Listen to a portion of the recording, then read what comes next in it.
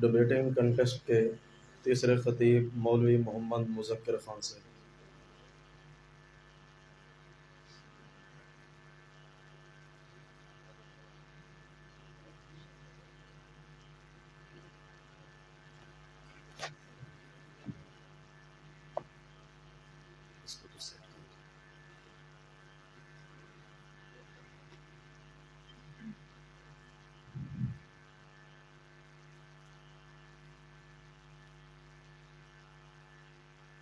یہاں سے امریکہ خبر جاتی ہے کہ اس ایریا میں دہشت گرد ہیں۔ 4000 میل کے فاصلے پر بیٹھا ایک آدمی بٹن دبا کر ڈرون اٹیک کرواتا ہے اور وزیرستان کی سرزمین پر 7 لوگ مر جاتے ہیں۔ امداد کے لیے جانے والوں پر پھر ڈرون اٹیک ہوتا ہے، پھر 7 لوگ مرتے ہیں۔ پھر ڈر کے مارے ساری رات کوئی قریب نہیں جاتا۔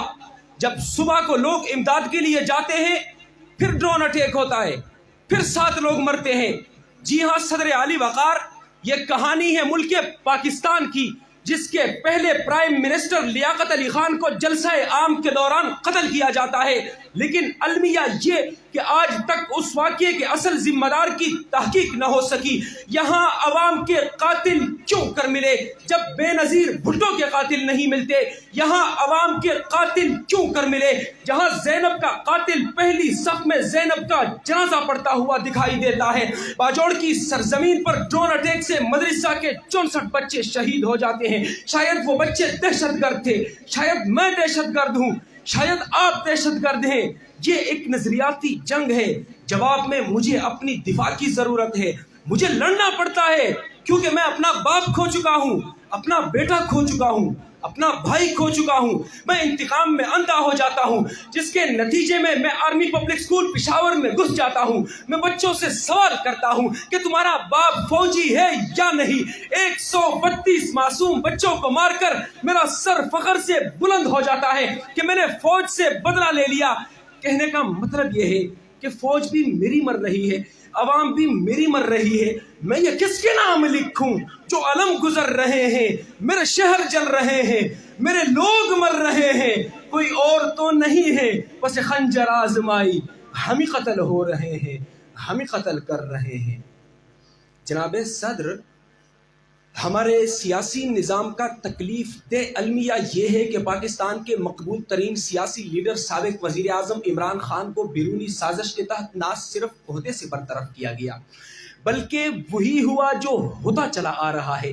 قاتلانہ حملہ کروایا لیکن وہ ملک چھوڑ کر بھاگا نہیں اور مظلوم پاکستانیوں کو بزبان حال یہ پیغام دیا، کیسے کہہ دوں کہ تھک گیا ہوں میں، جانے کس کس کا حوصلہ ہوں میں۔ المیہ یہ کہ صحافت آزاد نہیں، ہم سب کی جان اور محب وطن جرنلسٹ شہید ارشد شریف کو نہ صرف ملک چھوڑنے پر مجبور کیا گیا بلکہ کینیا میں روپوش ہونے کے باوجود بھی اسے گولیوں کا نشانہ بنا دیا کہ صدر اعلی وقار عرض پاک پر تو اسلام کا نام لینا جرم بن گیا۔ یہ ایک مستقل المیہ ہے، لیکن میرا سوال یہ ہے کہ کیا اسلامی نظریے سے ہٹ کر ہمارے ملک کے حالات ٹھیک ہیں؟ 30-35 سال سے ملک لوٹنے والوں کو NRO 2 دے کر پھر سے ملک پاکستان پر مسلط کیا گیا۔ شریعت نے جس ہاتھ کو کاٹنے کا حکم دیا ہم نے اس ہاتھ میں خزانے کی چابی دے رکھی ہے۔ کیا یہ المیہ نہیں؟ کیا لاپتہ افراد المیہ نہیں؟ کبھی ہمارے ملک میں صاف شفاف انتخابات نہیں ہوئے، الیکشن کمشنر طرفداری کرتا ہے عدلیہ نہ ہونے کے برابر، کیا یہ المیہ نہیں؟ سیلاب زدگان کے پاس آج تک رہنے کو گھر نہیں، سونے کو بستر نہیں، بچوں کے پڑھنے کے لیے کلاس روم نہیں، اور ہمارے اندر انسانی ہمدردی نہیں۔ سیلاب زدگان کے لیے بطور امداد بھیجے گئے خیمے JUI کے جلسوں میں استعمال ہوئے، کیا یہ المیہ نہیں؟ سابقہ دارالخلافہ کراچی ڈوب رہا ہے، ہم جب بھی اخبار اٹھاتے ہیں کراچی میں اسٹریٹ کرمنل آیا، چھینا اور فرار ہو گیا، کیا یہ المیہ نہیں؟ مہنگائی عروج پر ہے، بے روزگاری کا یہ عالم کہ پڑھا لکھا طبقہ رکشہ چلانے پر مجبور ہے۔ پچھلے 8 ماہ میں 7.5 لاکھ کے قریب پڑھا لکھا طبقہ ملک چھوڑ کر چلا گیا۔ کیوں؟ کیونکہ انہیں یہاں جاب نہیں ملتی۔